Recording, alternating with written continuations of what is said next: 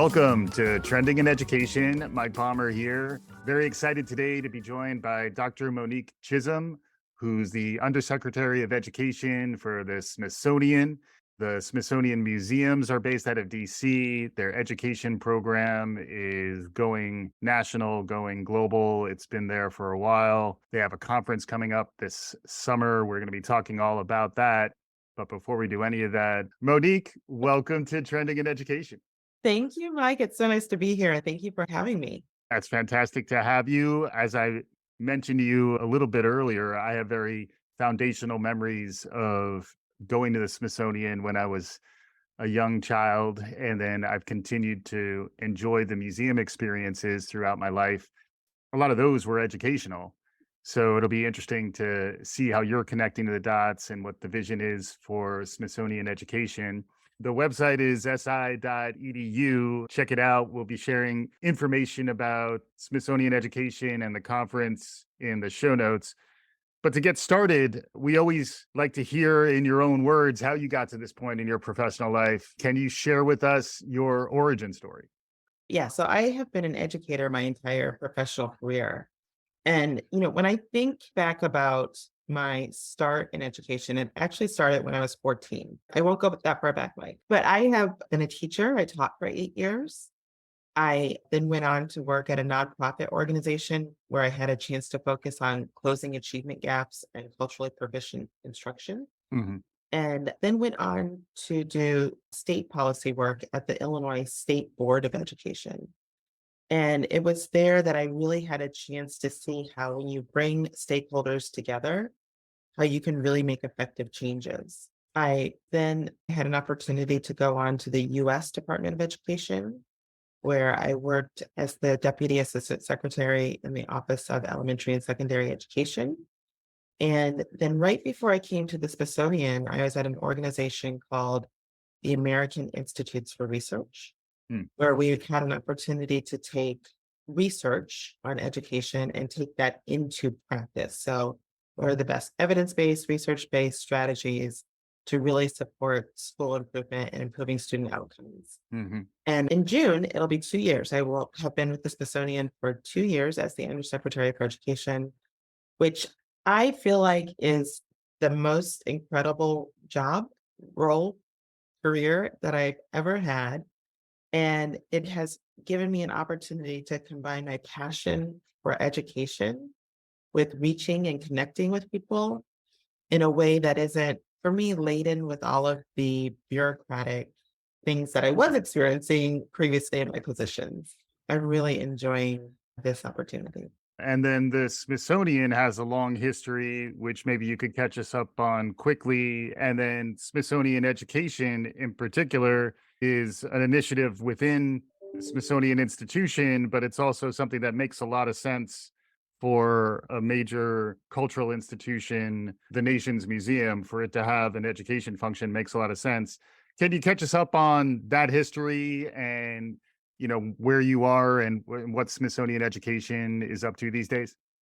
Definitely. So the Smithsonian is now 176 years old. So long history. Our mission is the increase in diffusion of knowledge. Most people know, the Smithsonian and will think about our museums, especially in DC, but we actually have locations across the nation, Boston, Florida. We have a tropical research center in Panama. We have over 21 museums, 21 libraries. We have 6 education centers. So we are the world's largest research education museum complex in the world. Mm. So, with all of those resources and our mission of the increase in diffusion of knowledge, the Smithsonian is a trusted source for the exploration of the intersections of disciplines. So, science, history, culture, art, and really having a complete understanding, not only of the American experience, but also scientific inquiry and exploration. So, with Smithsonian education, one of the things that I am just so amazed by each and every day are the resources that we have, the programs, the tools.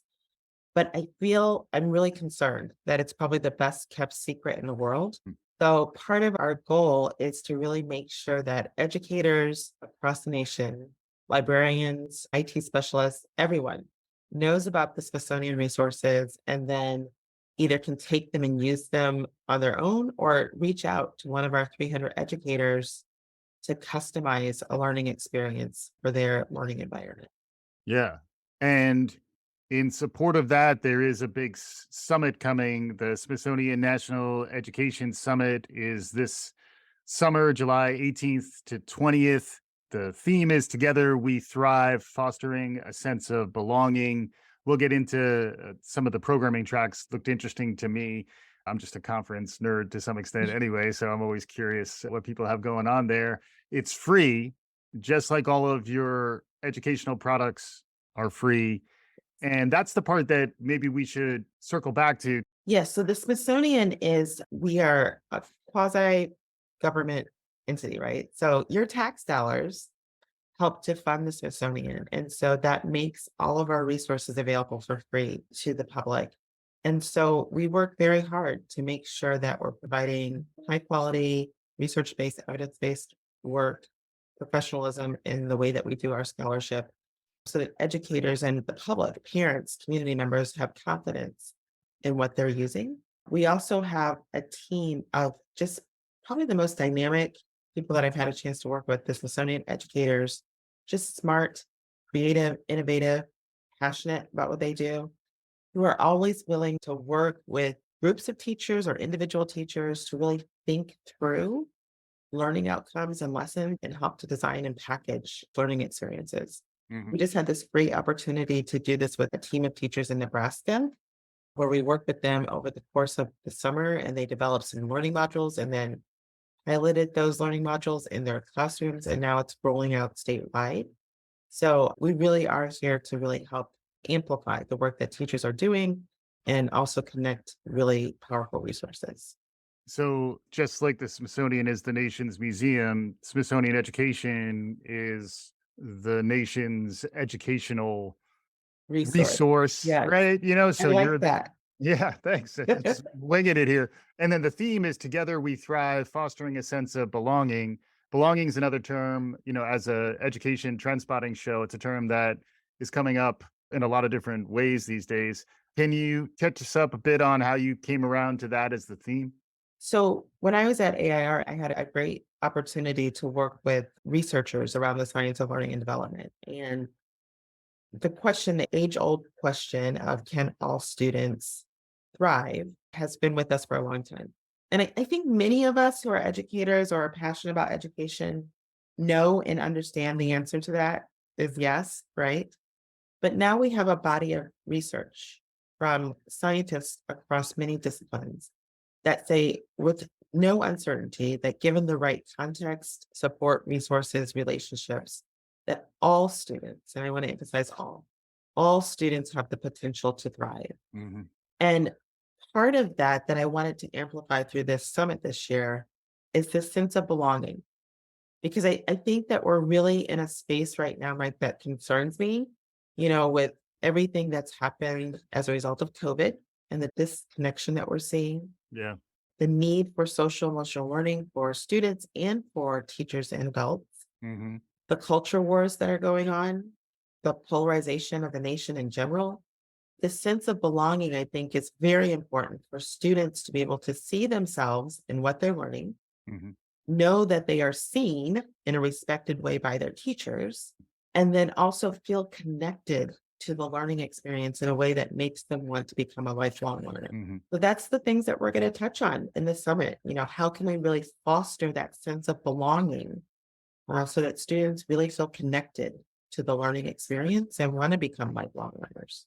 Yeah, makes sense. It takes me back to Abraham Maslow's work around the hierarchy of needs, where at a very foundational level, belonging, just like the basic level of needing nutrition and sleep and sustenance, just like we need all those things. Also, Harry Harlow's monkeys, the idea of like feeling connected and feeling some sense of humanity and engagement with others, engagement with the community, which is the other element where I was just informed of the fact that Maslow got a lot of his thinking from studying the Blackfoot Hmm. Nation. They had a similar notion of belonging leading to self actualization, but that self-actualization was ultimately in support of the community, or in Mm. the case of the Smithsonian, perhaps in support of really rebuilding and strengthening our national tapestry so that we're all, you know, of one cloth. We have just launched our new strategic plan, which will take us through 2027.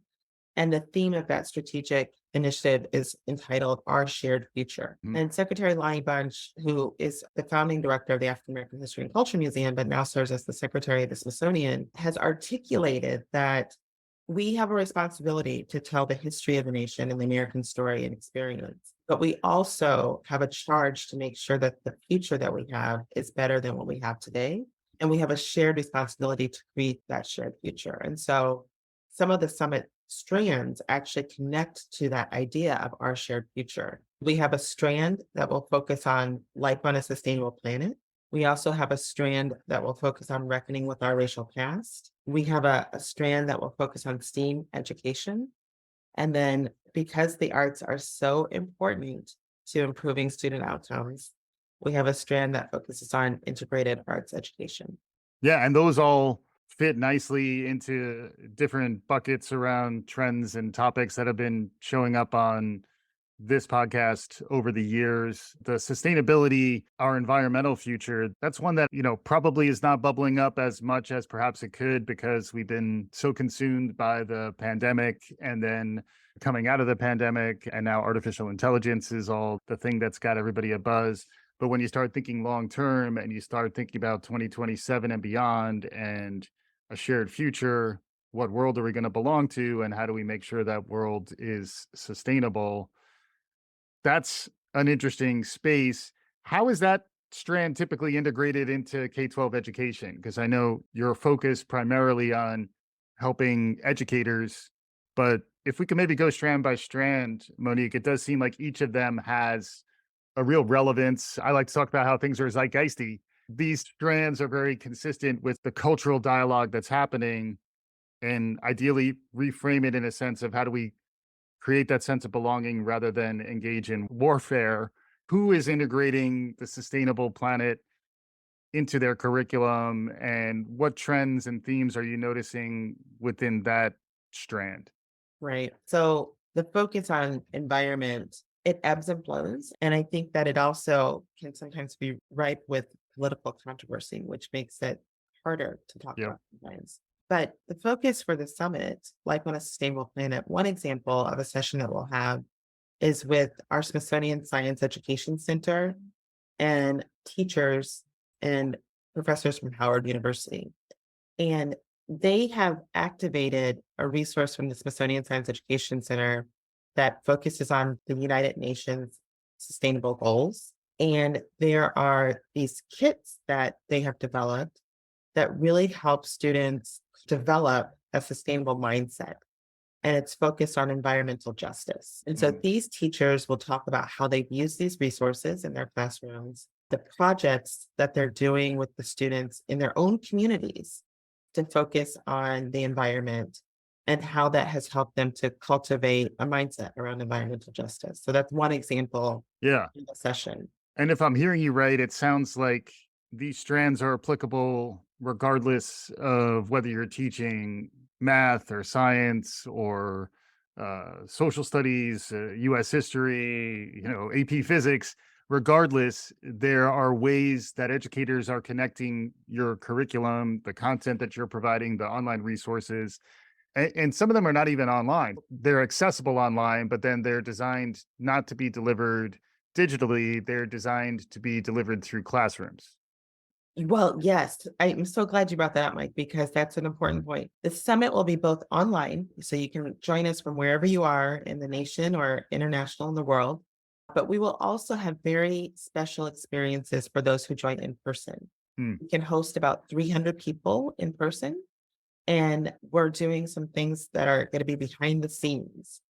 So, an opportunity for the participants to go to our museums, the National Zoo, and actually work with Smithsonian educators and go like backstage. So, like one of the behind the scenes experiences is focused on oceans.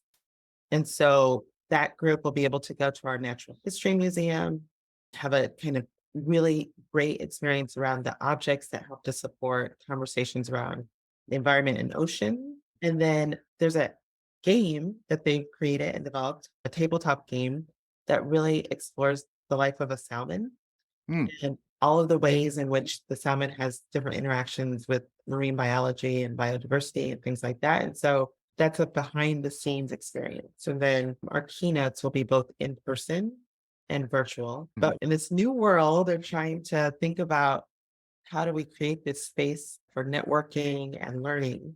We're doing hybrid, both in person and virtual. Yeah, it makes sense. And I imagine ultimately educators use this in their classrooms with no digital supports necessarily, right? So this is a way for you to develop lesson plans and ways of engaging with your Yeah. students that are tapping into Smithsonian resources, but ultimately it's still delivered primarily through physical classrooms. Yes, we have all types of modalities. So definitely want to empower teachers to be able to take and use the resources as they see fit and incorporate it into their design.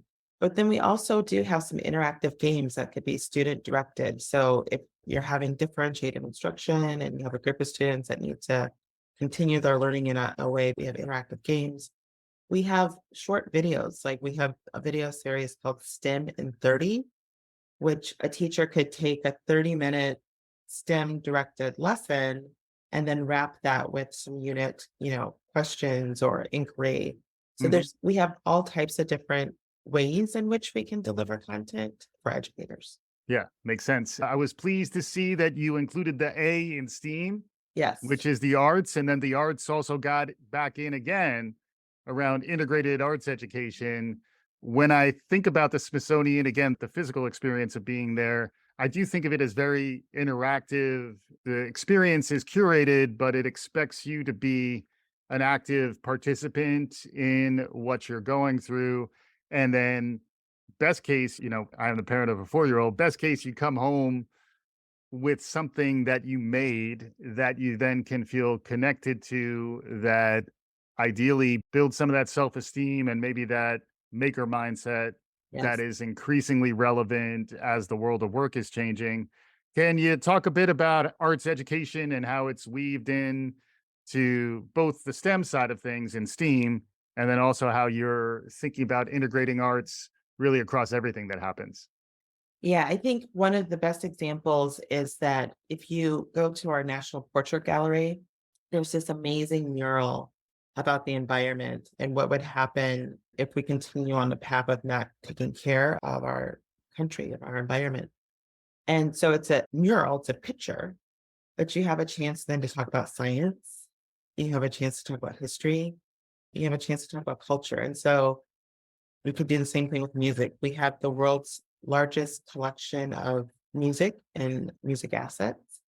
And you could do it again if you think about design and design thinking. And so Hmm. we're highlighting a relationship that came into existence between the Fender Play Foundation and LA Unified School District during the pandemic, where the Fender Play Foundation gave LA students free instruments and then provided them with free music lessons.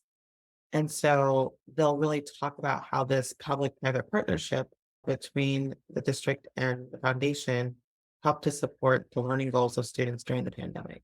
Hmm. And for me, there's research that shows that students who are exposed to an arts rich, engaged learning actually improve academic outcomes and sense of belonging and relationships within their environment, their learning environment. So Hmm. for me, I went to a performing arts high school. Arts integration is such an important part of kind of my approach as an educator. Hmm. It becomes a kind of a duh moment for me. But I do have to remember that people have to make important decisions about resources and funding for education. And sometimes you have to make difficult decisions about what to keep and what to cut. Right. So, what we want to do through this strand of integrated arts education is really emphasize that we can't cut the arts out of education because it's so essential to ensuring that students have successful outcomes and increased academic achievement. So, Yeah, it makes sense, and it is a place where the integrated part is important because I've heard the same word used around some challenges around social and emotional learning. How do you integrate that? How do you integrate STEM? How do you get rising learners to think cross disciplinary, think across disciplines, think across domains so that I do wind up talking about the future of work a lot on the show, and I made it this far without talking about AI, but now I'm coming back around to it, come to think of it, because, the world that our students are going to be working in when they're in their 20s, 30s, and beyond is going to be very different than the one that we grew up in. And how do we think ahead to what they're going to need? And to me, that's where it does come back both to relevance and context, and I think the Smithsonian Education is doing a nice job with both in that the relevance is actually getting your hands on a musical instrument or being able to engage with the mural or think differently about how, "Oh, wow, this is a real thing. This exists in the world. It's not just in a textbook. It's more than that."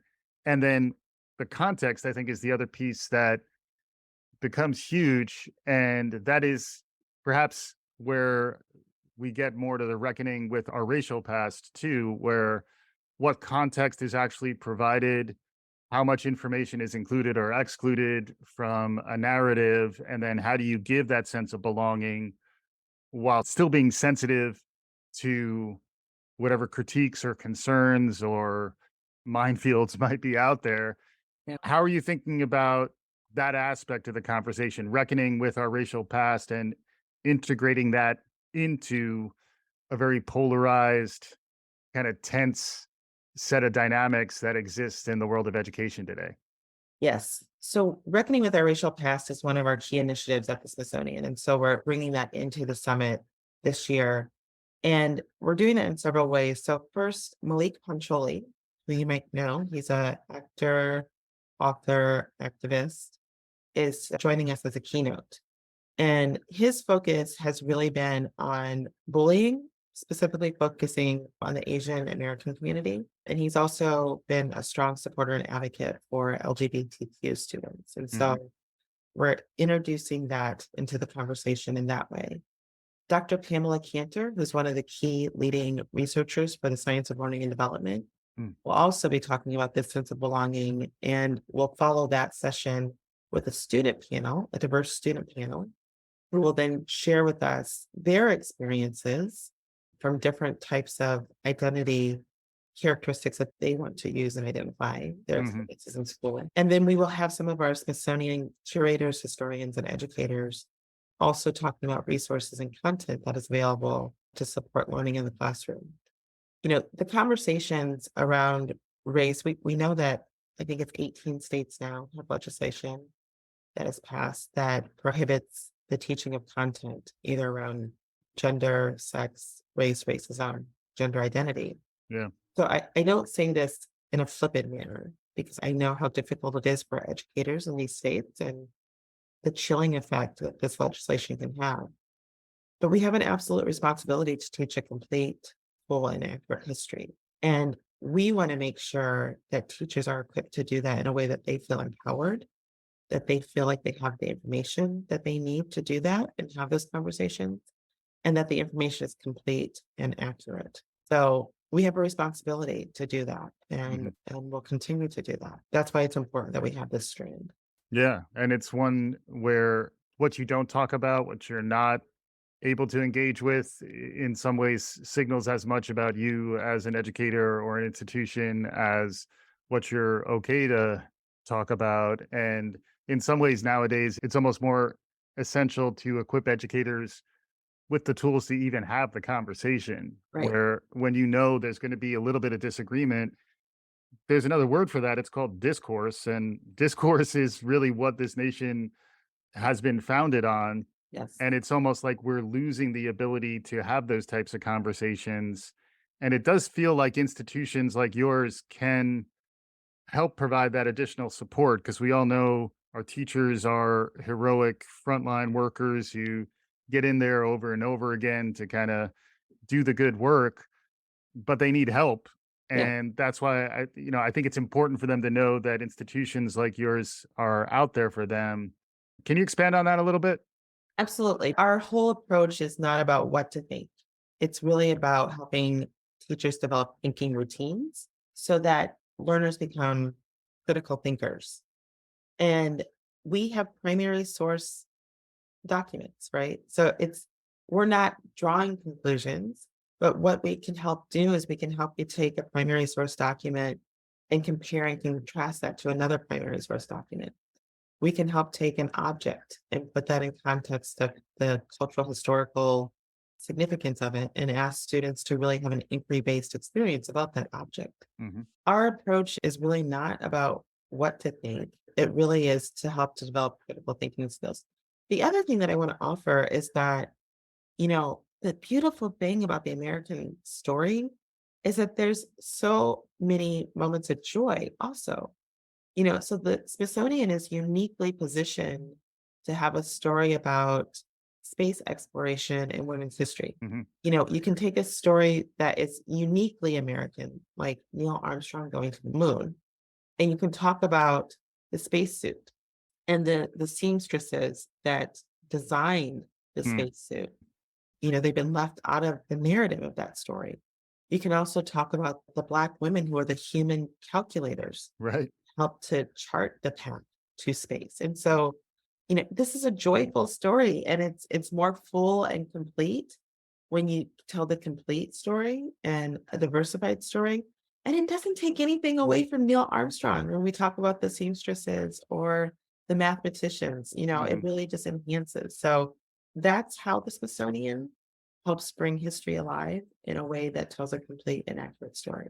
Yeah, it's interesting. It reminds me of some of the conversations I've had of late around leadership and how the new model of leader needs to be able to show vulnerability. And by showing that vulnerability and owning the entirety of the conversation, including the harder parts, that's the type of leadership that everyone, not just the rising generations, but certainly the rising generations are looking for. It does feel like we're kind of faced with that challenge nowadays. For you as a leader and for you as an educator, there might be other educators out there, other folks who are embarking on a career, whether it's in a classroom or in support of education. I'd love to get a little bit of your perspective, advice, suggestions, things you've learned over the course of your career that you think might be helpful for others who are on a similar journey. That's a great question. I am at a point in my career and life where I do have a lot of lessons learned and the reflections. I think the most important thing that I have learned is that, sometimes you don't always see for yourself the things that you can accomplish and achieve. And there are other people around you who see it before you do. And so I think what I would offer is that, don't be afraid to take chances. Hopefully, you'll be in an environment where, taking chances and failing is actually okay. Because it's sometimes through the process of not succeeding or not accomplishing what you're trying to do that you actually have the greatest growth and learning. So I think that's what I would offer across the spectrum is that look for places that encourage vulnerability and taking chances and, aren't looking for perfection, but then also be willing to go outside of what you have conceived of for yourself to experience things that maybe you don't have the training in, but people see that you have the skill and talent to do. Yeah. Reminds me of the Nelson Mandela quote, I never lose, I either win or learn. Yes. And it is a place where, you do learn more from when you miss. And if you miss, you learn how to adjust so that maybe you don't miss next time. Right. The sports phrase that I wind up saying a lot here is you miss 100% of the shots you don't take, which is actually not technically correct, but you get what I mean, Yes. which is like, I like to say, you don't make shots you don't take. So Right. you gotta actually get out there, get out into the fray. And that's what we're encouraging folks to do. Check out si.edu and check out the conference that Monique and team will be running this July. As we're getting close to conclusion here, I didn't get to ask you about my other pet technology, which is AR and VR. Augmented reality is always something that we think would work great in a museum. As someone who's close to the museum side and then is thinking about those educational contexts, Any thoughts on what's new and emerging on the media and interactive side? We have some great virtual reality, virtual tours for museums, and we're doing some gaming. We're exploring and experimenting in that space with the gaming. We are actually having robust conversations right now about AI. I'm fascinated as somebody who's just kind of at the beginning of this learning cycle about the possibilities of AI. Absolutely fascinated. I think that it could help to transform things in so many different ways, but also a little concerned, to tell you the truth. There's some evidence that the programming is following some of the bias that exists in society already. And, I think if we're going to take something as powerful as AI and use it to help us advance, then let's make sure that we're not perpetuating bias and stereotypes and discrimination through this process too. So Lots to chew on, perhaps future appearances on Trending in Ed to go deeper into some or all of this. It's been amazing having Dr. Monique Chism with us here today. She's the Undersecretary of Education for the Smithsonian Institution. Monique, as we're wrapping up here, folks about to head back to the rest of their lives, do you have any closing thoughts, takeaways, things that people might be able to chew on as we wrap up here? I want to say thank you to all the educators across the nation today and every day for all the work they do. And just invite people to come and join us in July for the summit, either in person or online. Reach out to us as we are here to help to support the important work that you are doing. Thank you, Mike, for this opportunity. Awesome. It was great to have you. Dr. Monique Chism is the Undersecretary of Education for the Smithsonian Institution, si.edu. Thanks for listening. Please remember to subscribe, do all the good things. We'll be back again soon. This is Trending in Education.